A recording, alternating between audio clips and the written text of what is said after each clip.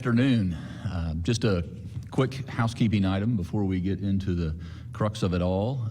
The BMV, the Bureau of Motor Vehicles, this week started by appointment only in-person transactions for those needing CDL or restricted agriculture CDLs on Monday. They've been processing those. There's 34 that have been completed already with over 200 more appointments that are set for this week. They're doing what they can to make sure that the drivers can stay on the road and keep our shelves stocked. With that, I'll get right to it and turn it over to Dr. Box for an update on cases and testing. Thank you, Governor. Good afternoon. I have a couple of quick updates, and then I'll be back around to talk a little bit more about long-term care facilities. But I wanted to give a couple of good news items today. Number one, Indiana received 15 Abbott, what we call point-of-care testing machines for COVID-19, which means that we will be able to test in a period of about 15 to 30 minutes an individual. Unfortunately, we only got 5 cartridges with it, so we can test about 124 people, and a lot of that at first will go toward testing so that we can verify that people have been checked out on the machine. Abbott has said that they will give us regular cartridges going forward in the future, so we're looking forward to being able to use these going forward. So more to come on that. The second thing is we're very excited to show you some scenes today of the testing that is going on in Lake County. We are at Maryville High School here. The Indiana State Department of Health has actually partnered with the Lake County Health Department there, and we are testing individuals who are symptomatic from our long-term care workers, from our first responders, from our healthcare providers, and from individuals that work in essential services. I talked to the team about noon, and I was very excited to find out that they had already tested 120 people and that it was going very smoothly. So more to come on that later this week as far as other testing sites that we hope to have up and running. Governor? Thank you, Dr. Box. Yesterday I signed an executive order allowing hopefully encouraging retired EMS personnel to return to service, to get back in the game, if you will. And I've asked Dr. Kaufman if you would speak to, we have this whole healthcare continuum, or from start to stop. And could you just elaborate on what's going on as these different dots are connected? Yeah. Thank you, Governor. Hi, I'm Dr. Michael Kaufman, State EMS Medical Director with the Indiana Department of Homeland Security. And let me first say a special thank you to all of our frontline healthcare and public safety professionals who risk their lives every day.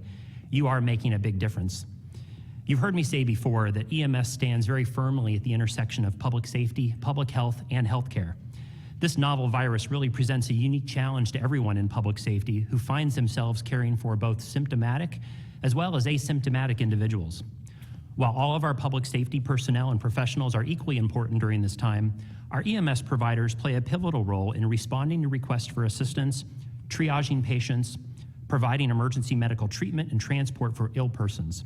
However, unlike the care that's provided in a controlled environment of a healthcare facility, care and transport by EMS presents a really unique challenge because of the nature of the setting, being enclosed in an ambulance, the need for rapid medical decision-making, and interventions with limited information.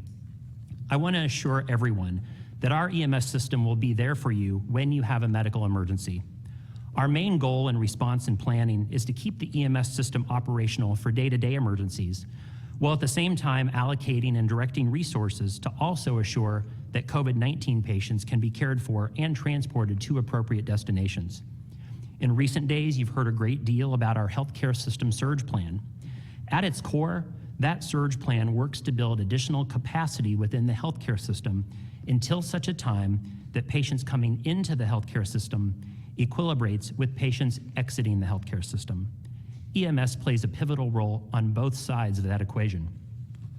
The Department of Homeland Security has been working tirelessly to assure that our EMS system remains operational to support the healthcare system throughout the state of Indiana.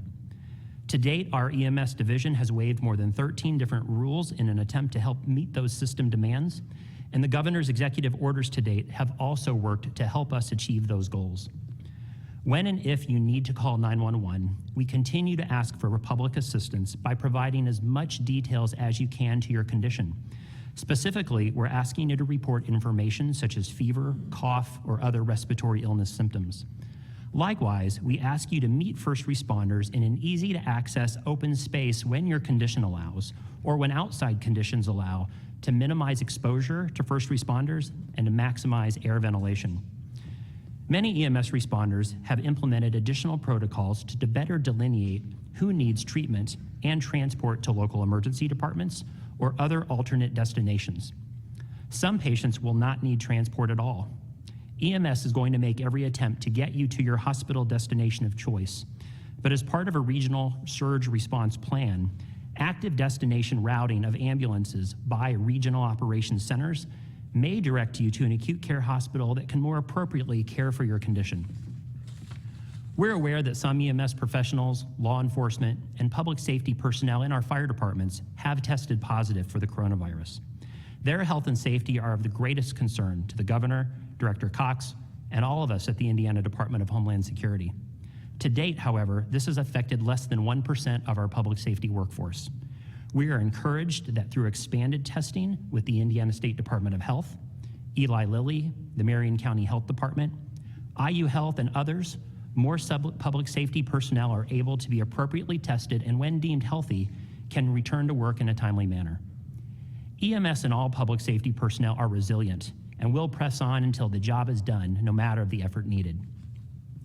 As of today, 75% of our EMS provider agencies are showing adequate PPE levels in either a green or yellow category. That means that they have what they need to care for you should you have an emergency. Conservation and preservation measures have been implemented to ensure a minimum standard level is maintained and help keep the wheels rolling should we need to assist you when you call for help.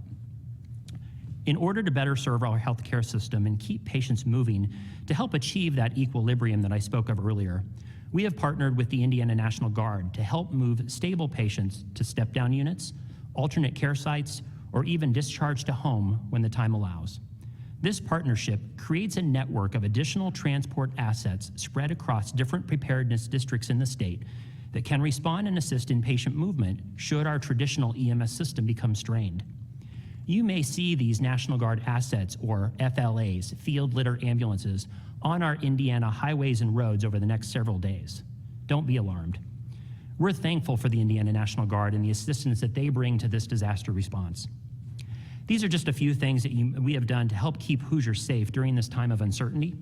And likewise, we're doing everything we can to keep our entire first responder community healthy so that we can ensure a consistent level of response for all types of requests for public assistance. So thank you.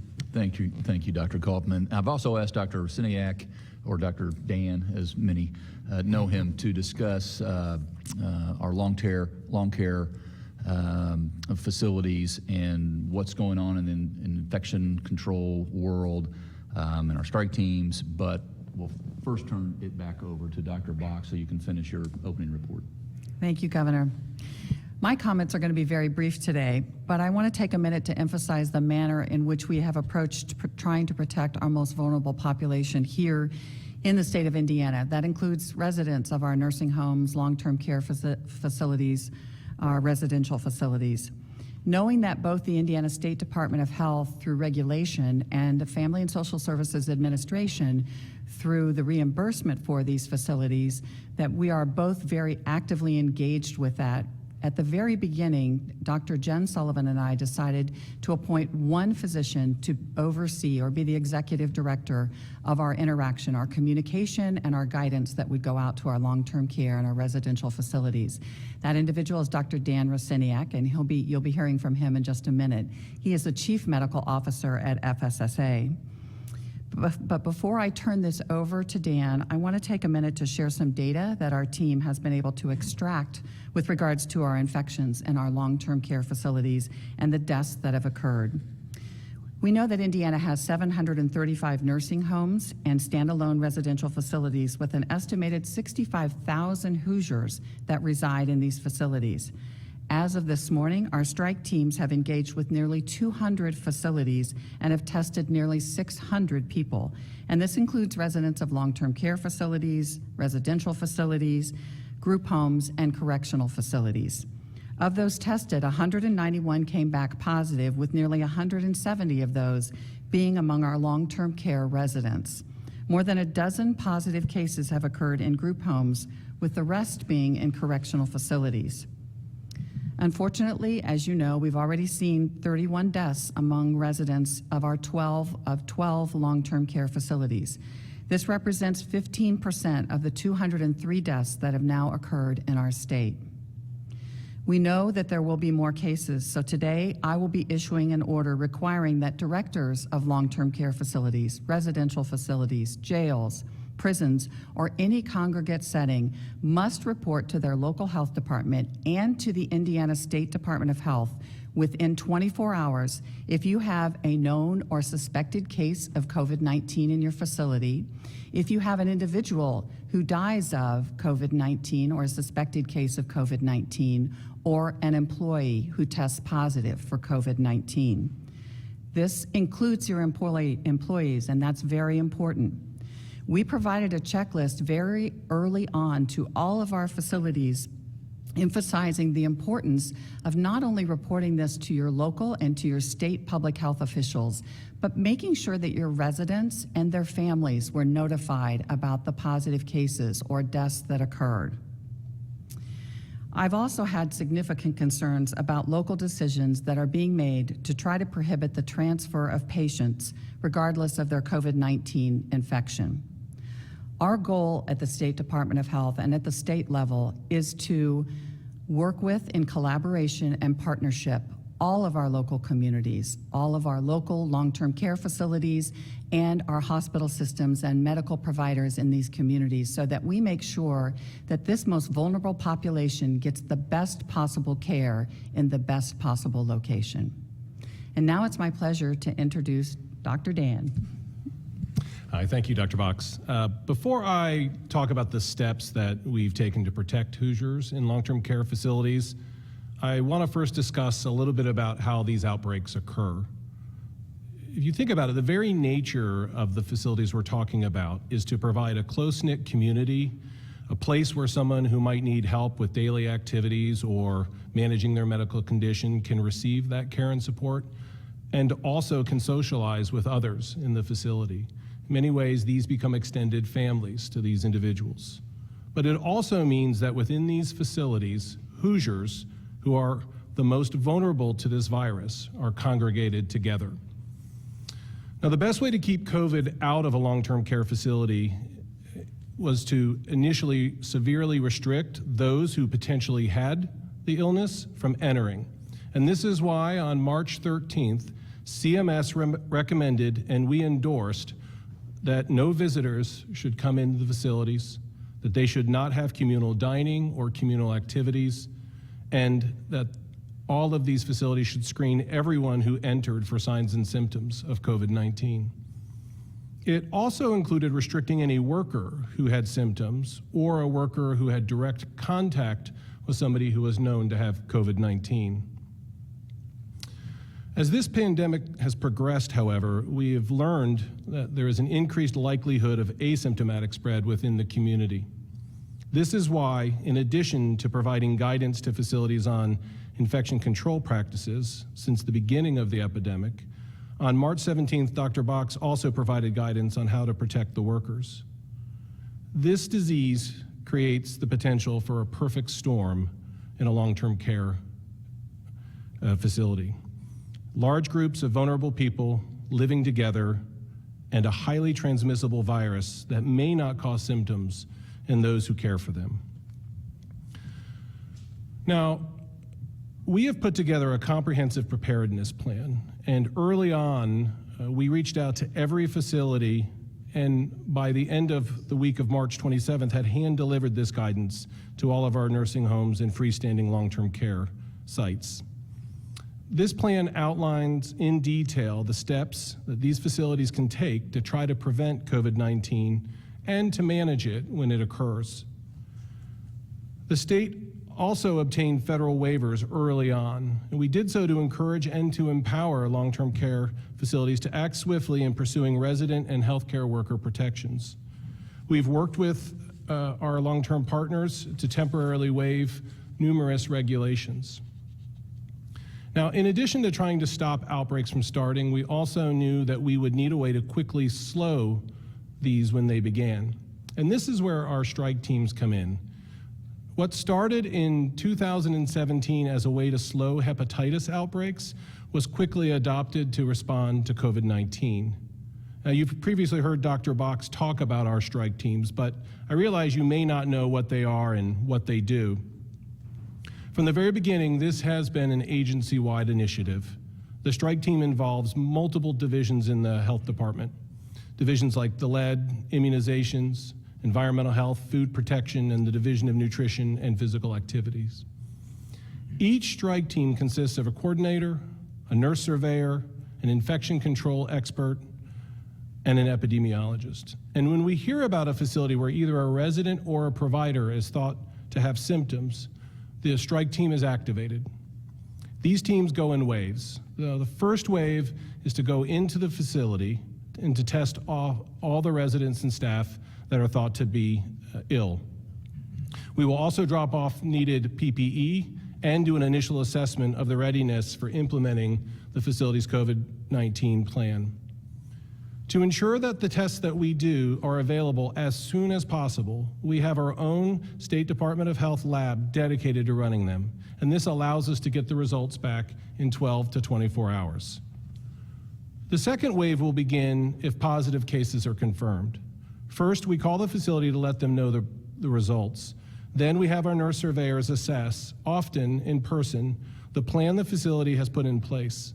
We also have our infection control specialists call the facility to go over their infection control practices. And this can include doing in-person training of how to properly put on and take off PPE, as well as reviewing the facility's environmental plans to protect those who care for COVID-19 patients from coming in contact with those who don't.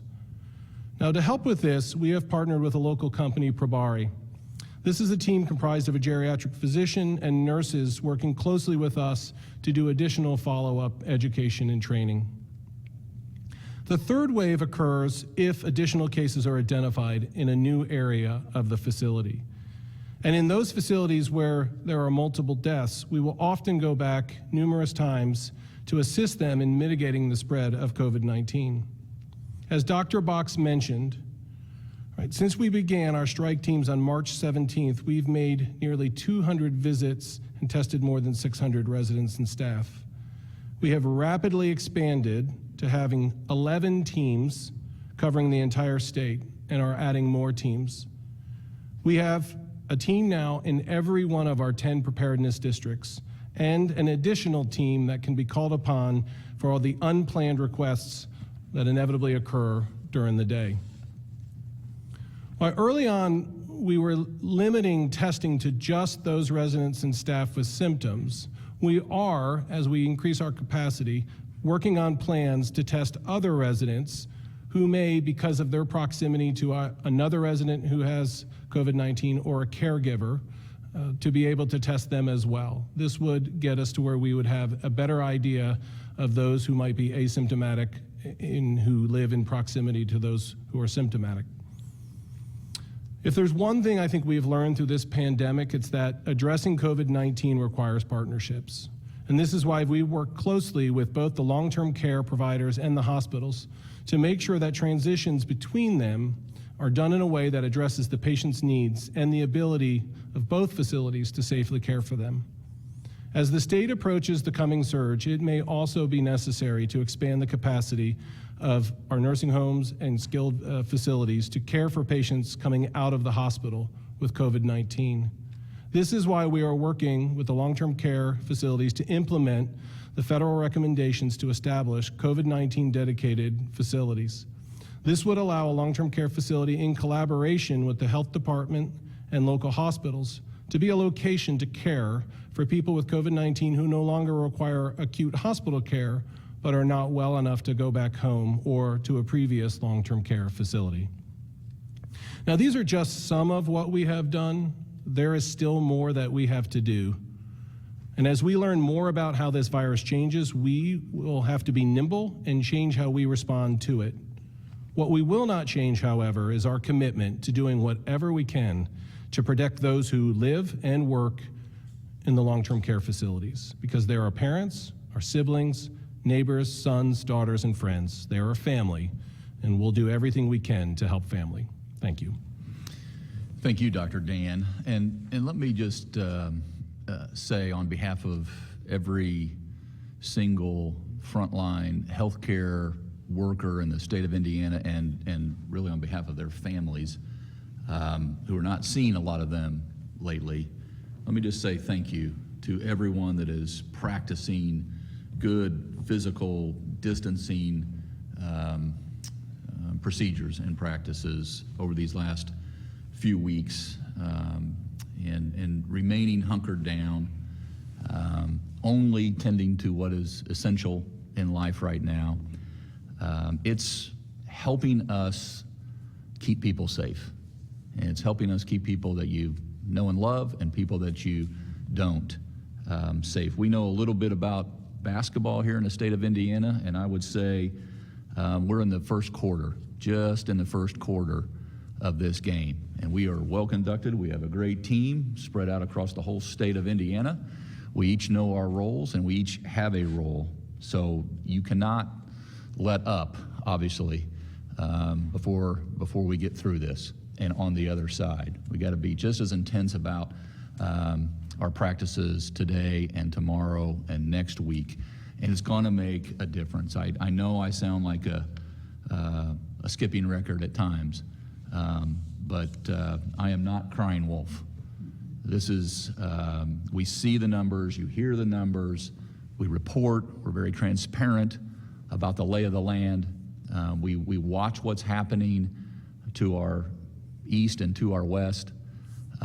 We are prepared as a people to get through this. And I just want to say I thank you. And to have our healthcare workers, the folks that are on that front lines, that are doing extraordinary work day in and day out, do it for them. Take extra steps for them. They want to get home to their families too. And when you look at how they are over-delivering, and I'm talking about our medics, I'm talking about our firefighters, I'm talking about our police, I'm talking about EMS from the first point till someone is fully recovered and back home in their loved one's arms. These folks, community after community after community, are stepping up. And I will say that tonight in South Bend, just to pull out a few examples, the area police and fire departments are doing a lights parade around local hospitals. A chaplain will say a prayer for those who are tending to those who are in need, and there will be given a round of applause out for all the medical staff who, again, sometimes we throw words around loosely, like you're working tirelessly. These folks they are the definition of tirelessness. And I just want to make sure that when these folks up in South Bend are distributing and passing out groceries to families at a drive-through, because they don't have time to go to the grocery, because they're making time for people who are in need. We need to lift those folks up in South Bend. In Madison County, the sheriff's office is delivering meals to the homebound. Firefighters went to area hospitals just to say thank you, just so folks knew that they were still connected to their community fabric and that there were folks who were there for them. There's been virtual tours of firehouses and reading to children all throughout our firehouses in the state of Indiana. In Carmel, firefighters are delivering rolls of toilet paper to hospitals for healthcare workers who, once again, don't have time to go to the store and purchase it because they're doing back-to-back-to-back shifts, and they don't want to let go. They want to see something through, including people's lives. In Clark County, school resource sheriffs, deputies have been helping at food pantries since early on and providing curbside lunch pickups at schools. In Lake County, first responders and a restaurant have teamed up to create an Adopt a Nurse program, again, to feed our healthcare workers. So far, they've fed over 800 healthcare workers. So go Lake County. Not to be outdone, in Owen County, sheriff deputies down there, just outside of Bloomington, for a reference point, they have made sure that food is also getting directly to families. They're bagging groceries and They're taking food to those very families in need. This is not something that was ever written in a job description as part of your primary or collateral duties. This is stuff that's being added on right now. They're still doing their job, but they're also making those connections to people who are in need. Companies like such as Louisville and Indiana Railroad are prepaying for hundreds of dollars for meals for first responders and healthcare workers in Jackson County and Bartholomew County and Johnson counties. Plainfield firefighters made cards for residents at an assisted living facility. You think about it, I have a good image in my mind of firefighters sitting around doing, coloring and then taking it to residents to cheer them up, to just, burn the message that we are here for you, always.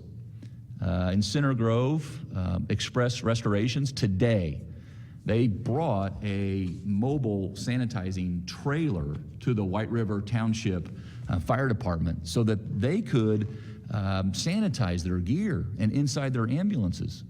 Again, making sure that they're safe. This is like the community coming together. Cardinal Spirits in Bloomington actually has produced over 10,000 gallons of hand sanitizer for emergency responders since very early on. They were right out of the gate from the very beginning, pouring it on.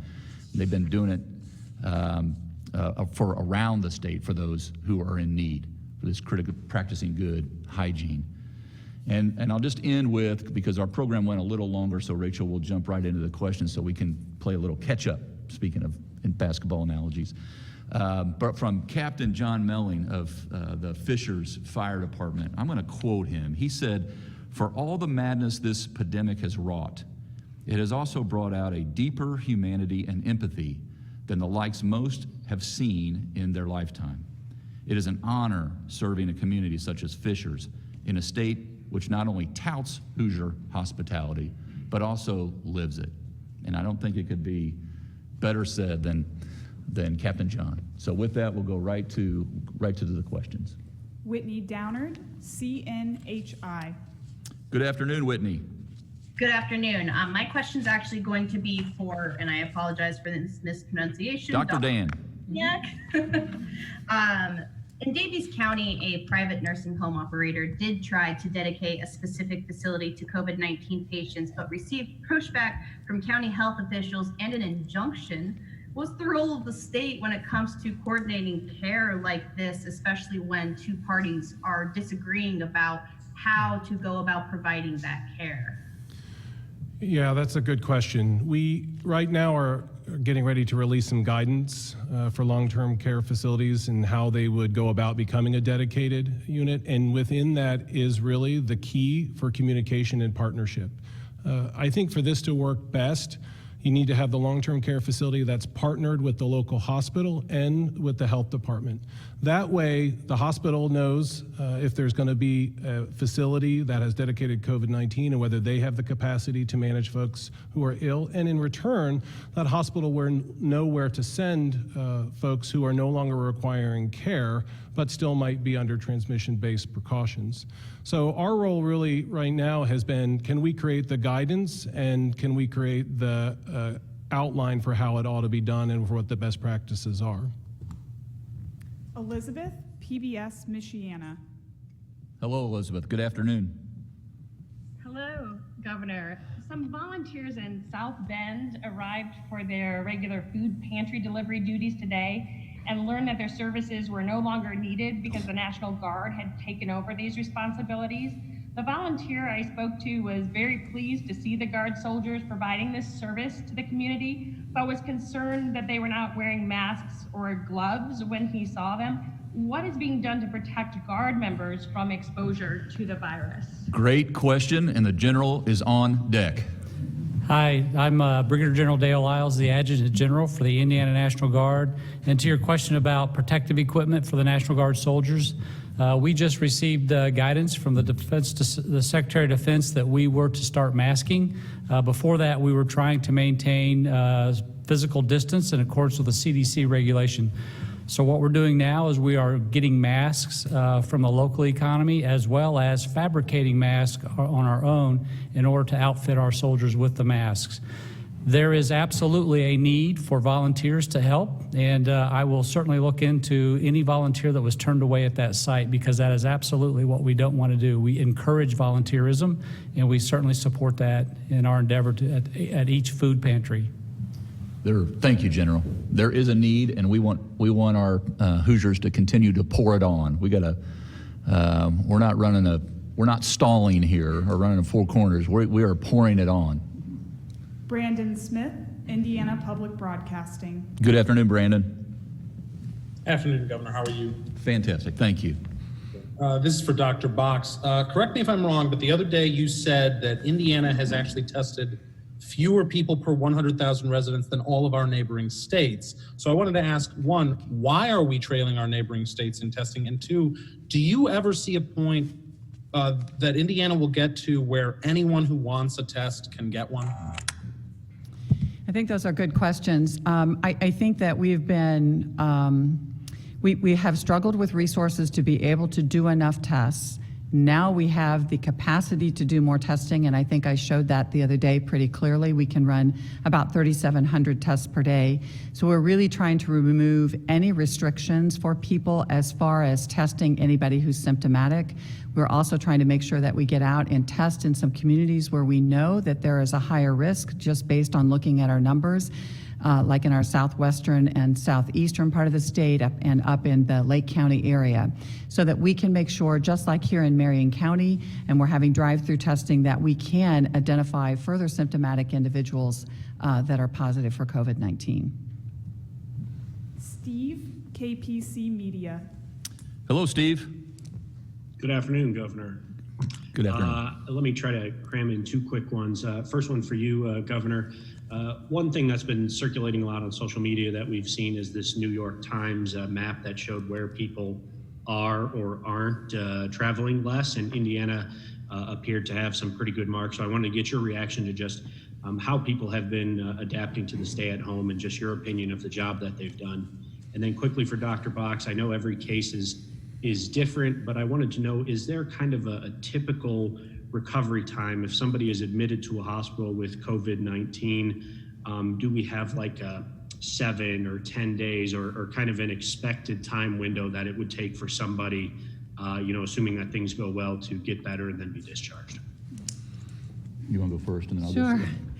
So we have not been able to look at our data specifically here in Indiana for that, but we do know that individuals that go into the hospital with COVID-19 may spend an average of 2 to 4 days in the ICU, and then provided they continue to do better, they can be out of the hospital within a 7 to 10 day window. In talking with individuals that have recovered, even those individuals that did not need to go in the hospital, this has really taken them a long time to recuperate. They may not still be infective, but they've just talked about having significant coughing and significant issues with feeling like they just they're not able to take quite that deep a breath as they used to be able to do, and that it has really knocked them for a loop, as I would say. I would also say that there are individuals that are in the hospital and in the ICU for very long periods of time, up to 2 to 3 weeks, but fortunately that's not most of our cases. Yeah, and Steve, I would salute all those Hoosiers who have made a lot of sacrifices to date. I'd salute them on a job well done, but I would say that our job is not done, far from it, and we got to keep our head down and grind this thing out day after day after day. I know how hard it is, but it's making a difference, and there's no shortcut. You can't outsmart this invisible enemy. I likened it to a World War III against COVID-19, but in a traditional war, you know who the enemy is, you can find it, you can address it, you can allocate resources. This is something that what we know works best is physical distancing. That's how we will mitigate. That's how we will flatten the curve and make sure that our healthcare system doesn't collapse on itself, that we can continue to provide care. We have the capacity right now. That's the good news. What we also know as realists is the wave is coming. And when you look at the numbers don't lie. They are what they are. And so this is, again, I mean, not to just dwell or be obsessed with basketball analogies, but we got 3.5 more quarters to go. And so we're going to have to dig deep, but we have each other, and together we're going to get through it. Proud of Hoosiers so far. Julia, Wish TV. Hello, Julia. Good afternoon, Governor. We appreciate you taking the time to do this every day. Thank you. I am wondering about the state's definition of essential business, specifically construction. There are aspects of construction-related work that can make distancing guidelines difficult to follow. Do you believe all types of construction work are truly critical during a pandemic, and can you explain why? Yeah. I do, and Sharon is taking the podium right now in our general counsel's office. For construction sites? Yeah, she's asking, is all of it, and where do we draw the line, and how did we arrive at the decision to say this is and this isn't regarding construction? Well, it's always a balance. And again, I'm Sharon Jackson. I'm Deputy General Counsel to the Governor. It is a balance to keep Hoosiers at work, keep things going on as normal, but do it as safely as possible. And that is what we have said in the executive orders that the Governor has issued, is that do it safely. Follow the CDC guidelines, follow the state health department guidelines, and do your work safely, and you can. And so those businesses out there that are keeping our infrastructure there, that are providing necessities of life and the like, need to continue so that we can continue as a state. We can't have our roads crumbling, we can't have bridges falling down, and so we ask all employers and employees out there to do their work, but do it safely. Wear masks, wear gloves, stay 6 feet apart, and the like. And thank you, Sharon. And we're holding ourselves accountable, as Sharon alluded to, just articulated that, whether it's building roads or bridges, I would invite the press corps to go out and see them do their jobs, because they are practicing physical distancing. And on jobs that we can't do safely, we have hit pause as well. Marcus Green, WDRB Louisville. Hello, Marcus. Good afternoon. Hello, Governor. I have a question for Dr. Kaufman. Dr. Kaufman, you had said that 75% of EMS providers say they have adequate PPE levels. Can you describe whether that's spread out evenly across the state or in certain parts of the state, and what is the plan to increase that? That does seem, that appears that 25% of EMS providers say they don't have adequate gear for the work they're being asked to do. Sure. That's a great question.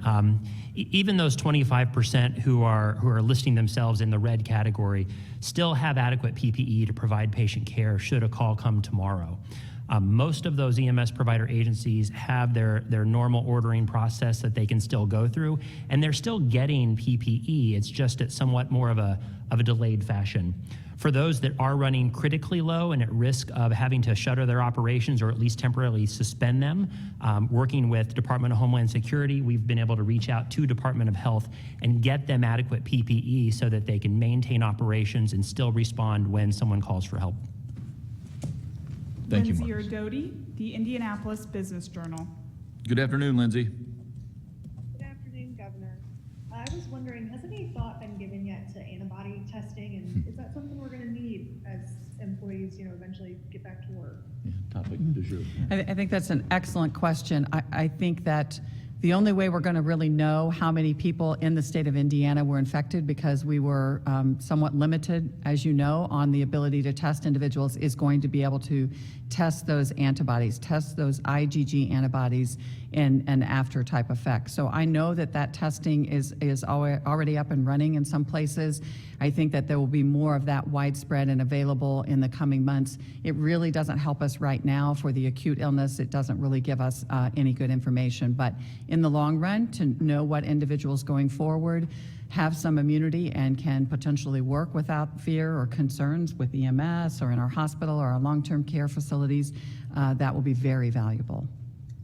Rob Burgess, Wabash Plain Dealer. The streak is alive, Rob. Wouldn't miss it, absolutely. Thank you for joining us again. Absolutely. We appreciate it. Governor, just from a messaging standpoint, do you find that it's harder to communicate to the public given the nature of this crisis? I was thinking about after 9/11, how we were told about go on with your lives or the terrorists win. Well, it's like the best thing to do now is literally nothing. Meanwhile, some people who aren't feeling sick are spreading the virus without knowing it. And if we do everything right, in retrospect, this will all seem like overreaction. So I just kind of wanted your opinion on that. Well, anybody that knows me knows that I don't like sitting behind a desk, and knows that I like staying in perpetual motion, knows that I like being connected on a personal level on the ground in all 92 counties. Like we talked about yesterday with the community crossing grants, we'd normally be out, we'd be in multiple counties for all of this week. But you play the hand you're dealt, just like everybody else. And this hour, this week, this month, the next foreseeable future is going to require us all to do things differently. Fortunately, we're blessed in the state of Indiana to have seen such generosity, such charity, such pulling together, such unification that I don't want to say it makes the job easy, but it certainly makes it a lot easier.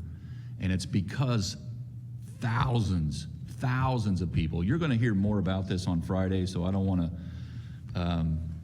make the sale right now. But we've had, in terms of, Dr. Kaufman just talked about PPE and was asked about what that 75%, 25% means. You're going to hear about this more Friday when our Secretary of Commerce, Jim Schellinger, and Chris Johnston talked to you a little bit about budget and the economic side of what's going on right now.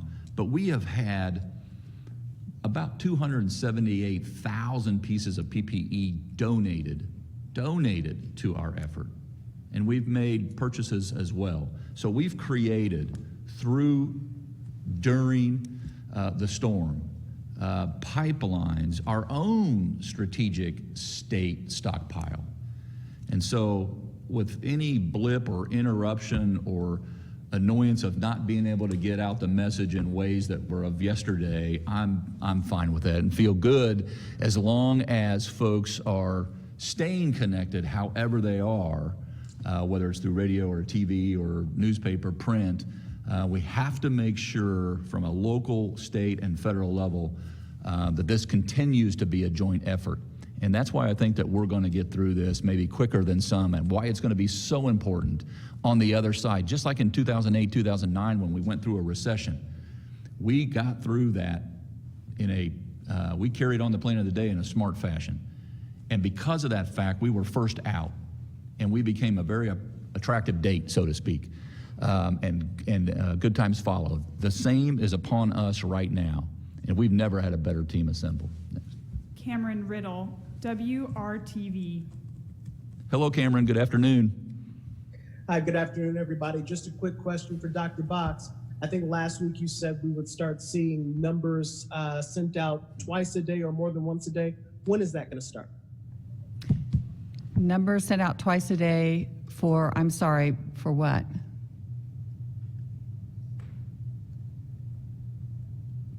Cameron, there you go. There I am. I'm back. Okay. Updating the dashboard more than once a day for as far as our coronavirus numbers. Is that? I'm sorry, I do not remember saying that. There hasn't been any intention to do that. We'll continue to update once a day at 10 a.m. those numbers.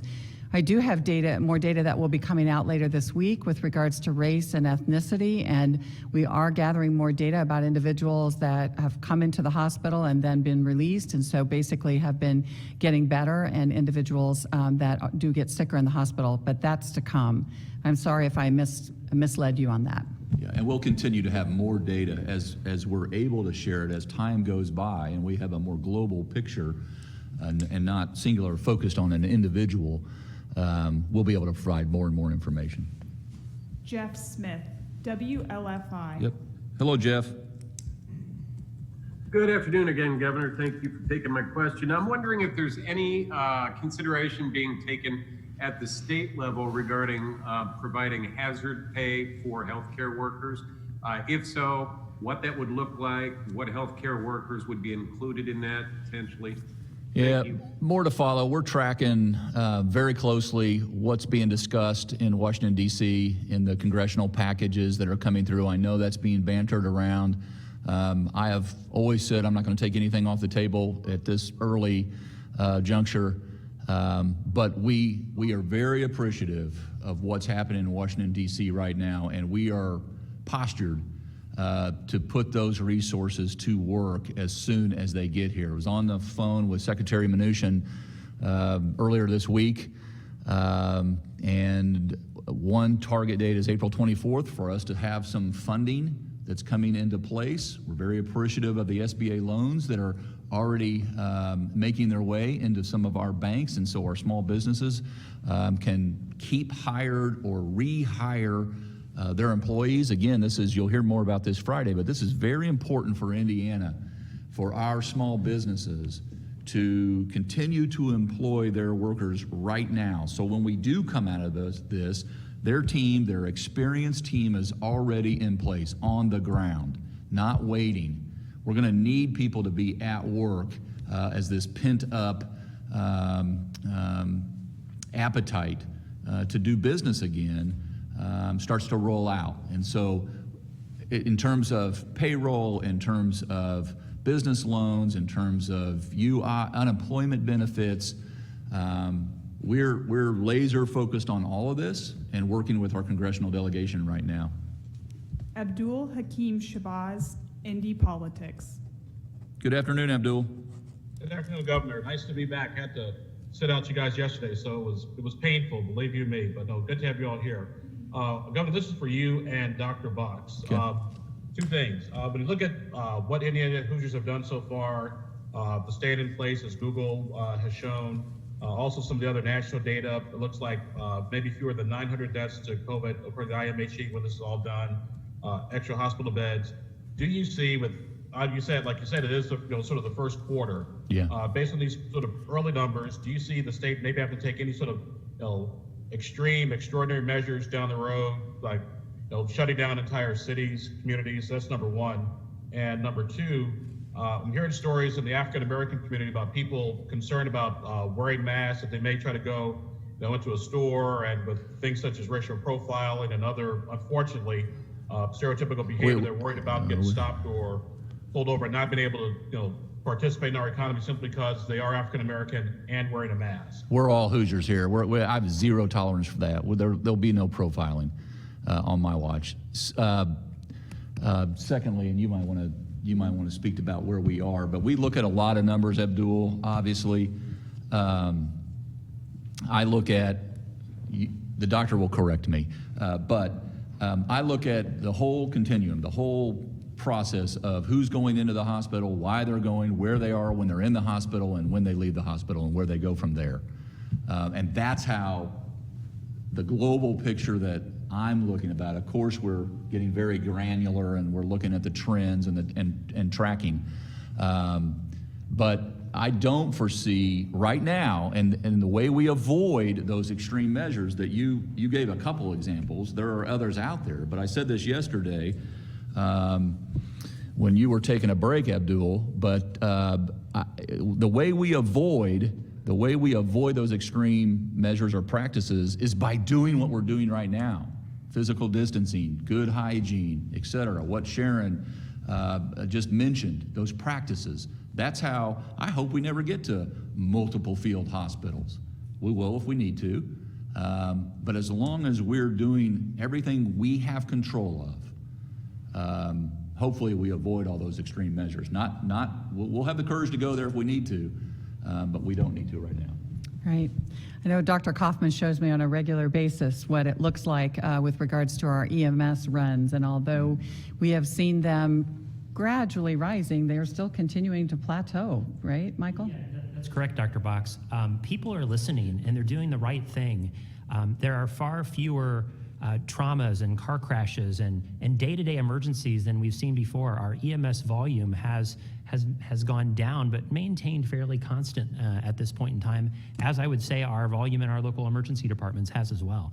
So the message is clear, and people are doing what they're supposed to do. And I think that plays out when we look at the percentage of our ICU beds that are taken up each day and the percentage of ventilators that are taken up each day. That stayed pretty consistent. Now, that being said, that doesn't mean that we don't expect to still see a surge and that we're not preparing for that. And General Lyles has been very, very engaged and involved in that so that we will have alternative care sites that we know will be up and ready if need be going forward. You touched on a very passionate issue with us all, Abdul. It's all about capacity here, and we've got it right now. We aim to keep it. Sherry, the Indianapolis Star. Hello, Sherry. Good afternoon. Hello, Governor. Hello, Dr. Fox. My first question is actually for Dr. Rusniak. Is that correct, sir?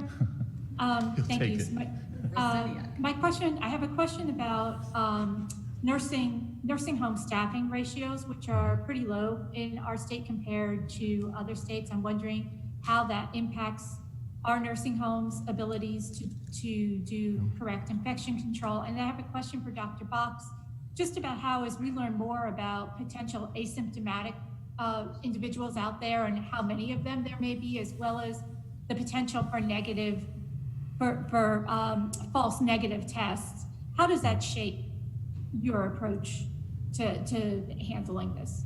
Thank you both for being here. Sure, I can answer first.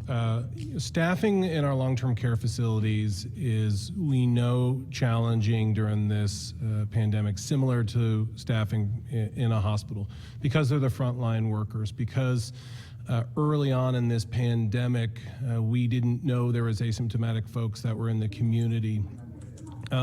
However, one of the ways that we prepared for this early on was to waive a lot of the requirements that long-term care nursing homes and other skilled nursing facilities have for hiring, specifically allowing different levels of providers to provide different services, to allow providers to come in from out of state and other places throughout the state so that they could keep their staffing capacities. From now, a lot of the long-term care facilities are large corporations and have been able to move staffing around. We continue to work with them and we continue to talk with them weekly so that if we find out that there is a critical problem in staffing, we will always look to partner and try to find ways that we can help them to maintain the adequate staffing ratio to care for the patients. Can you repeat your question again? I was so engaged with Dr. Dan. He was doing such a good job, I completely forgot it. Sorry, I had to go on mute myself again. Thank you. But my question was just about, as we're learning more about the percentage of asymptomatic individuals in the population, as well as false negatives, how does that shape the approach that you're taking going forward? Well, you know, when we started this whole process, there was even a question of whether asymptomatic spread occurred. Could someone who is positive for COVID-19 actually have no symptoms and spread it? Pretty early on, we saw some cases as we were doing contact tracing that made us believe that it could occur. I think as time has gone on and there's some new literature out, when we look at the number of individuals that a single person can infect, that is a lot higher than what we actually thought it would be. And when you add in asymptomatic spread, it becomes sometimes just overwhelming thinking about how in the world you can actually prevent this. So the goal behind people staying home is that we don't have to know whether you are positive and asymptomatic. We don't have to know whether you're in the early part of your infection and just not realizing it's not your allergies but something else. We just know that you're staying home with your nuclear family and not infecting everyone else. And I think that's why CDC has gone to this. If you're going outside for your run, you don't necessarily have to have your mask on, but if you're going to the grocery store or you need to go to the post office or you need to go to the pharmacy, put your mask on, because that way you don't inadvertently infect something on a surface or with someone that's a little bit too close to you. So I think they're excellent questions, and it is certainly, the more we learn about this virus, the trickier it has been to try to address it. Kevin Rader, WTHR. Good afternoon, Kevin. Good afternoon, Governor and Dr. Fox. I would like to ask a question of Dr. Fox, if we may. What are we doing to make sure that the COVID-19 death figures are accurate? And in this, I mean, say if someone were to pass or die at home, are those numbers counted? Right, if someone passes or dies at home, and if they were COVID-19 positive, then we know and it'll be included. If they pass or die at home and it's suspicious for COVID-19, someone in their home already had COVID-19, we would call that COVID-19. If they just pass and no one really knows what they died from, that's where our coroners are coming into play. And we've worked very closely with them. And just as I mentioned the other day with our drug epidemic, if someone died from unclear reasons, we automatically do drug screens. In this situation, we'll automatically do post-mortem tests for COVID-19. Adam Wren, Indianapolis Monthly. Good afternoon, Adam. Good afternoon, Governor, and thanks for doing this again. And good afternoon, Dr. Box. This question is for both of you. As we get through this crisis, as we navigate it, do you think that it's important that Indiana increases its spending on public health in general? A recent report in 2018 by the United Health Foundation found that we were 49th in public health spending. Do we need to make some long-term investments there, especially if the coronavirus becomes a seasonal issue, particularly before we even have a vaccine? The answer is yes. Dr. Box, if you want to elaborate. Clearly, the answer was yes before this, and a lot of the world will be different come next year or next month. And we'll continue to address, as we have across the board, whether it's infant mortality. We'll take on every tough issue there is, but we're going to be in a reconstruction phase coming out of this. Mm-hmm. This is the toughest thing that, dare I say, any of us in our lifetimes have dealt with or probably ever will again. But what the lessons that we learn from this experience will, again, just as we came out of 2008, 2009, those tough times, and we started to do things differently, we were better off for it. At the end of the day, we were stronger for it at the end of the day. And of course, in terms of our health, this is putting a spotlight on, Dr. Box said a couple days ago, that our diabetic and our obesity and all those rates that are adversely affecting those who are going into the hospital, the warning light is on. And so, yes, we'll put not just more attention, but there'll have to be more resources. Again, fortunately, and I want to express my gratitude to our congressional delegation, both sides of the aisle, for recognizing this right now and helping us triage this situation.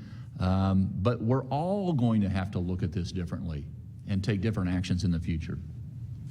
So I have to agree with the governor, and I'm a public health official, so of course I think more funding needs to be there. But what I will say is that our legislators and our governor have increased funding over the past 2 years and supported things with regards to infant and maternal mortality. We had a lot of great programs coming up for this next budget biennium too that we were looking forward to. But I think that when I look at this in the state of Indiana, to be able to improve our support for our local health departments across the state, and to be able to beef that up so that they are better able to respond and have the support that they need, and maybe have full-time health officers and full-time public health nurses that are there. I think that will set our communities better, because we understand that there are some of our local health departments that can stand on their own and manage everything really without much help from the State Department of Health, and there are others that struggle to be able to do the basic things that they really want to do for their community. So I do hope that as an after action, we sit down and really look at public health in the state of Indiana. Our final question is Nikki Kelly from the Fort Wayne Journal-Gazette. Good afternoon, Nikki. Good afternoon, Governor. I was wondering if Dr. Box could explain how you determine if someone is fully recovered, negative on a test, and if you're at home and think you have COVID, how do you know when you're better? Those are really good questions. And, the CDC originally came out that in order for us to know that someone was recovered and could get back out in the community, we would have to go back and do testing 2 days in a row and do an oral and a nasal swab. If they were negative, go back the second day and do it. That became a very unrealistic thing to do when we saw the numbers of people that were infected and the limitations we have in testing. So with further evidence, they have said that basically you need to be a minimum of 7 days from your symptoms and a good 72 hours beyond when you have had any fever that we're not using aspirin or Tylenol to bring it down, any cough or anything. So that's going to take you out beyond that 14-day window pretty much all the time. Whether there are other long-term effects on an individual's lungs, on an individual's cardiac or heart function, I think that remains to be seen, and I think we'll see lots of studies and information that come out about that in the future. Thank you for joining today's briefing. Governor Holcomb's next briefing will be tomorrow at 2:30 p.m. Eastern.